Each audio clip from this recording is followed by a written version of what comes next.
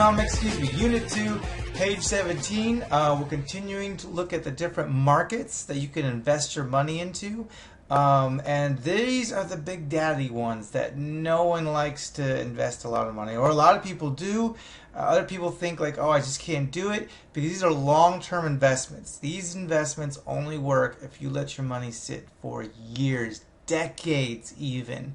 But if you can do it, if you have the discipline, if you have the fortitude, and you can make the sacrifice to invest in these accounts, you can very slowly get rich. You're not going to benefit from this anytime soon. But the sooner you invest and let that money sit, even if it's small amounts, when it comes time 10, 20, 30, 40 years from now, you can not double, not triple, but you could potentially increase your money by thousands of percents. Oh yeah, I'm not making that up. So let's take a look. So how to get rich, but slowly. Let's imagine this. Let's say you invest $4,000 every year for 4 years with an 8% interest rate. So that means, not counting interest, over 4 years you're investing $16,000. Okay, that's a lot of money over 4 years. That's some hard saving to do.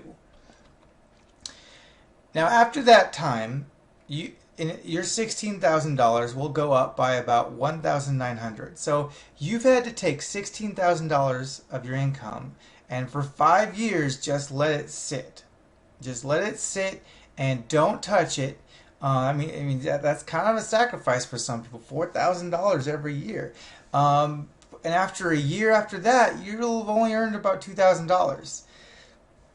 That's not that much over 4 or 5 years' time. But let's say we let that sit. I'm going to pick an extreme number just to kind of just to hammer it home. But if you left it alone for 45 years, that $16,000 will become $750,000. That's 4,687% profit. That is ridiculous. Now, I think anybody would agree that $16,000 becoming $750,000, $750,000, it's crazy, right? Well, but it's real.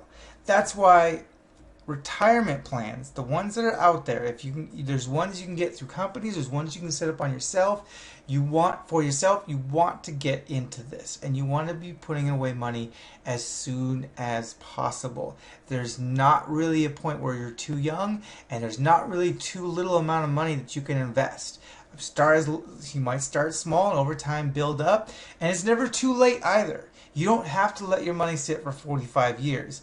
1 or 2 years, I think it's clear that maybe isn't worth your time, but definitely 30 years, 20 years, even 10 years can pay off big time if you have the discipline to set aside big chunks of your money and leave them in these accounts.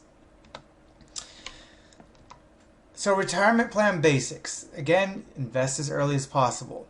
There's a $4,000 maximum, because the interest rates that you can get on these, the dividends, the benefits you can get from these are huge. There is a limit, because if they just let some of the wealthier people, if they just invest all they want, because they would, maybe millions if they could, maybe the companies that you're investing in, these retirement plans, they wouldn't be able to pay them off at a certain point.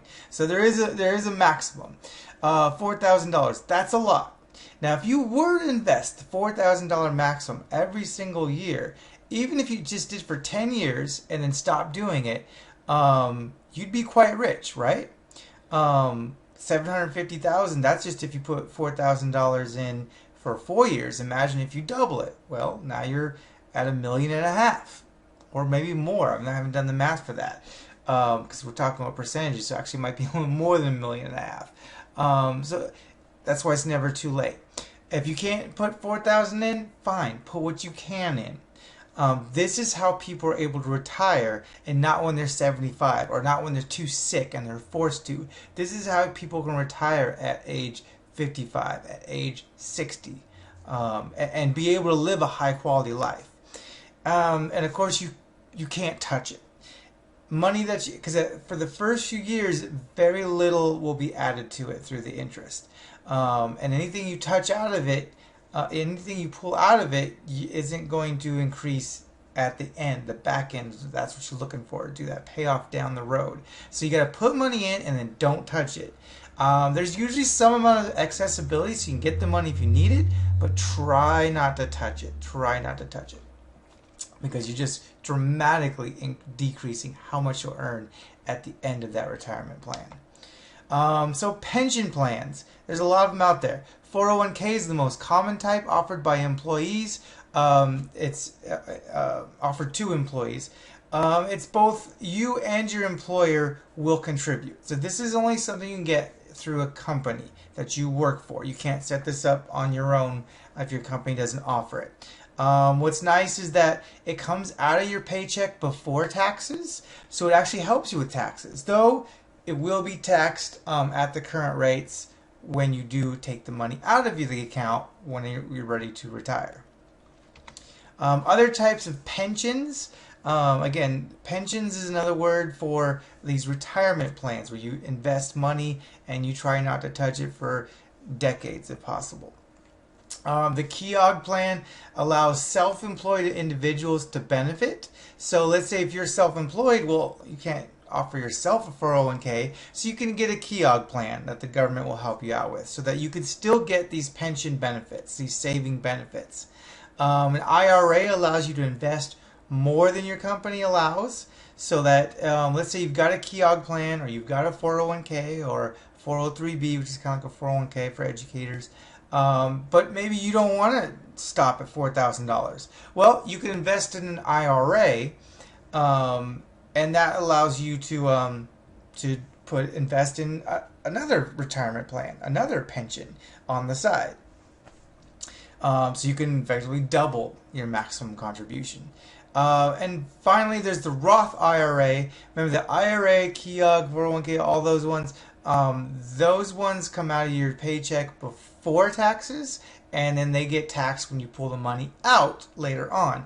Roth IRA flips it. The money comes in, or it comes out of your paycheck, but it is taxed. So taxes are taken out of it. But when you pull that money out, you won't be taxed on it. So some people put a little bit in IRA or a 401k or a KEOG or a little bit in a Roth IRA because the tax rate right now, maybe it's great, maybe it's good, but you can't predict whether it'll be great or good in the future. So you diversify. You split up your funds into different plans, so that way if taxes go up, you're not hit so bad, but if they go down, then you took advantage a little bit of the you'll benefit that way too. You're minimizing your risk as far as tax rates going up and down because it's too hard to predict.